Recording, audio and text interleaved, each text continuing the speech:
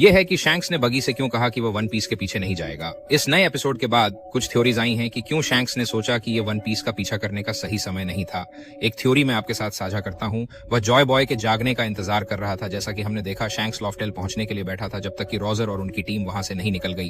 लेकिन जब रोजर वापस आए, कुछ शैंक्स के लिए बदल गया। उन्होंने ढेरों सवाल पूछे और उसके बाद से उन्होंने वन पीस में फिलहाल रुचि नहीं दिखाई। हो सकता है रोजर ने शैंक्स को बताया हो कि लॉफ्टेल जाने के लिए यह बहुत जल्दी था, क्योंकि जो व्यक्ति वहां होना चाहिए था अभी तक जन्मा नहीं था और जॉय बॉय का जागरण बाकी था खजाने का सही ढंग से दावा करने के लिए। इसने शायद शैंक्स को लूफी के फल और उस व्यक्ति की तलाश के मिशन पर लगा दिया जो अभी तक पैदा नहीं हुआ था, जिसके बारे में वह सोच रहा था कि रोजर बात कर रहे थे। उस व्यक्ति की तलाश करते हुए शैंक्स को शायद लगा कि वह ऐस हो सकता है, ये जानने के बाद कि वह रोजर का बेटा था जो उसके कप्तान की मौत के बाद पैदा हुआ था। ये शायद समझाए कि वह सबसे कमजोर समुद्र ई ब्लू में क्यों भटक रहे थे। वह ऐस की खोज कर रहे थे। शैंक्स ने डॉन आइलैंड पर ऐस को देखा, लेकिन लूफी से भी टकराए।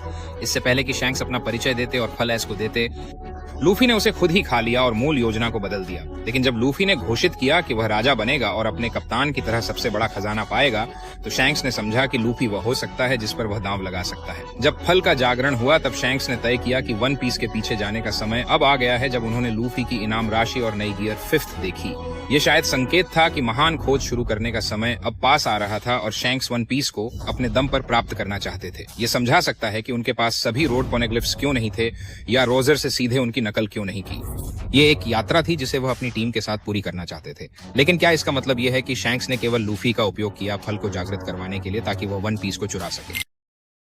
श्याओहोंग,